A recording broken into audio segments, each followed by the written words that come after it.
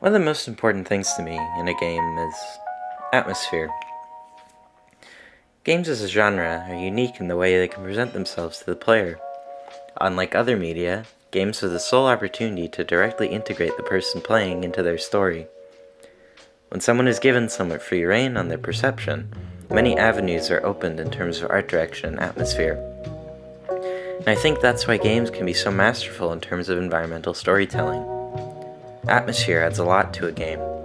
It can be the difference between feeling like you're playing a game or feeling like you're in the game.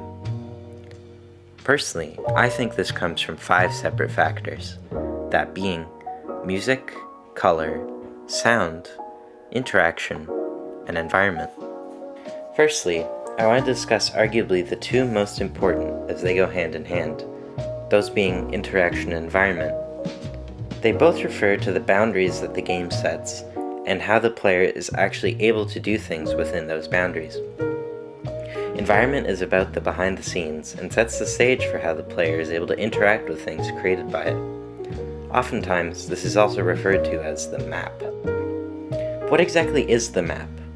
It's the technical boundaries between the player's intended and interactable place and things they aren't meant to see, such as the things that make game mechanics work that could break immersion, like sliding doors fading through walls, or the floor having a void beneath it instead of more environment, or other such things that wouldn't make sense to see. In a game such as BioShock or Resident Evil, the environment is quite clear, as the in-game map shows directly where you can go on a macro scale. Compared to, say, a visual novel game that creates specific bounds but doesn't let you express much creativity in your environment, which isn't necessarily a bad thing, but it's just a very different style of environment. Inscryption is a game that I feel masters the idea of environment more than many other games. The game's multiple acts swapping between a 3D space you can move around with a board in the middle, and a classic 2D older Pokemon style game. Inscryption's environment feels, for lack of a better word, right, as it sets the boundaries of the game in a very visual way to the player, without a crutch like an in-game map. This isn't to say that maps are a bad thing either. A game that tells you what you can do can be just as effective as one that leaves you in the dark. An environment doesn't have to be a 3D space either. It doesn't even need to be a space you have much interaction with. In a game like Valhalla, the most interaction you get with the environment is the HUD for mixing drinks. The game mostly lets the art direction and story carry the game, compared to allowing player expression and creativity, which again, isn't necessarily a bad thing. It's just a different goal. Limiting your player in what they do can create just as good as a game as one that tries to let you do everything and fail. One of my favorite examples of good environmental design is the game Dishonored. As a keystone of the immersive sim genre, Dishonored does environmental player choice possibly the best of the genre. For example, in this clip, you can see the game visually within the environment shows multiple paths and solutions to the same issue. You can go directly through in the least subtle way, or up without alerting any of the guards. If you explore even more, you can just ignore the issue entirely by going around the back through a more roundabout way. The way the environment is constructed, these choices are immediately articulated in front of the player, which is what I think environment at its best does. It subconsciously guides the player through the game visually. To summarize, the environment is the building blocks and foundations of the game's atmosphere, the inner workings, and also what guides the player via boundaries and possible interaction. Interaction is what the player can do within the environment, how their actions affect their surroundings, be it just moving things around or advancing the story through gameplay. As previously stated, this doesn't need to allow tons of player creativity and agency, and can actually be done quite well if it is simple, such as in a visual novel or a card game. Now onto the part the environment builds for, the art section. First up is sound. Sound plays an integral part in building atmosphere in a game. These can be things such as the pitter-patter of rain, the idle chatter of enemies that haven't spotted you yet, sounds of animals in the bush, little whirs and clanks of machinery, What sound does is it adds to the feeling of the environment being alive. It allows you to immerse yourself because the place you are in feels real. For example, in Bioshock, before you engage a splicer, you can hear them muttering, you can hear the water outside of Rapture, the sliding doors and bulkheads of Rapture opening as enemies move through them. Dishonored has the pitter-patter of rain, the guards chattering about whiskey and cigars tonight, the rats skittering around. All these tiny noises and sounds accumulate to make the environment you're in feel real, like it doesn't revolve around you, that you're just a person in it. There's also a balance that must be struck between ambient noise's volume, however. If it's too loud, it takes away from the atmosphere, and if it's too quiet, then it doesn't have enough of an effect within it. Sound can also serve a further purpose than ambient noise. It can be used to evoke feelings. In a horror game such as Resident Evil or Bloodborne, the ambient sounds are used to keep the player on edge and very slightly unnerved with inhuman sounds and things chittering in the dark.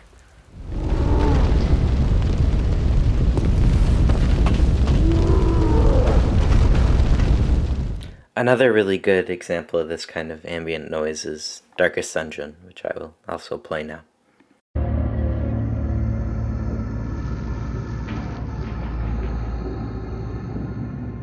Ambient sound can also be used to evoke more feelings than just dread and discomfort.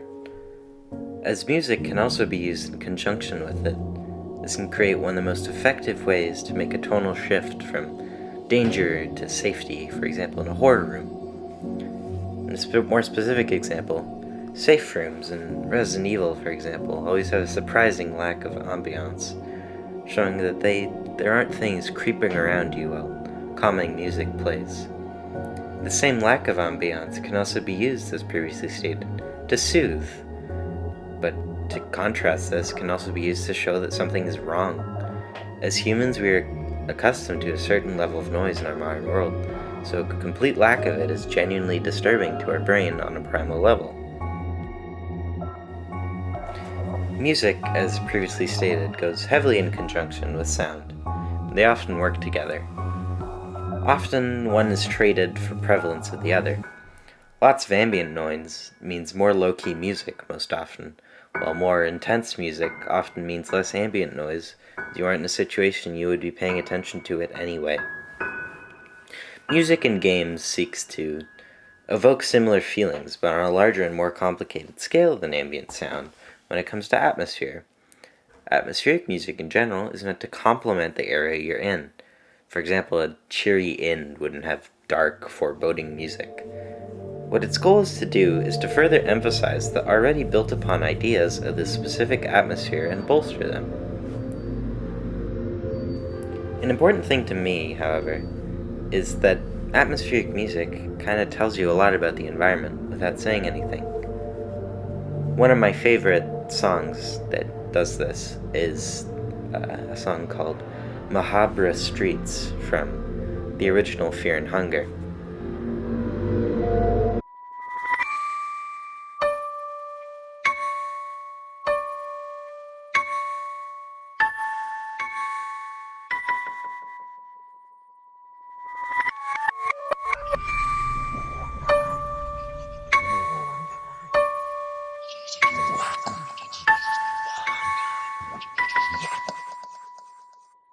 From just a single visual, and without even any context, this song to me creates instant foreboding feeling of something just being wrong, which is absolutely correct, which is why it's such good atmospheric music.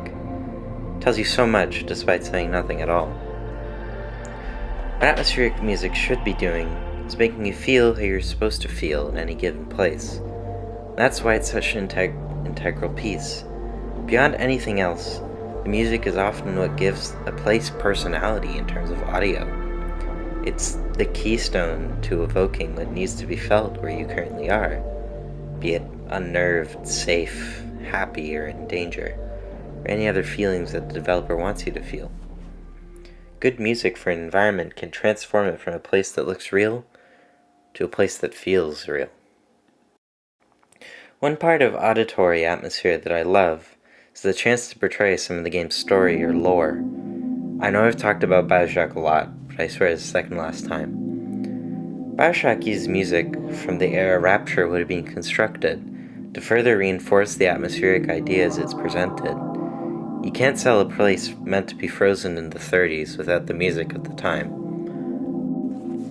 Now, onto the last one. Color. What color speaks to me, at least, isn't only the color, but the actual visual design of the environment. Visually of which color, of course, is a massive part.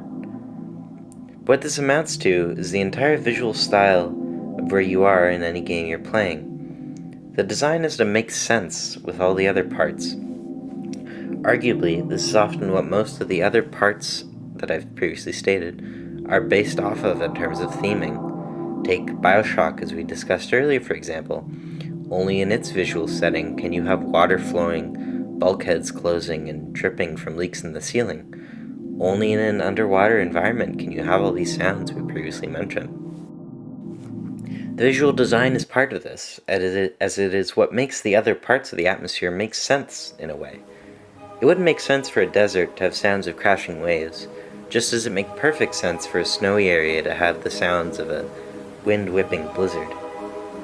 The visual style of the atmosphere aids much in every other part of it by making the rest feel in place instead of disconnected.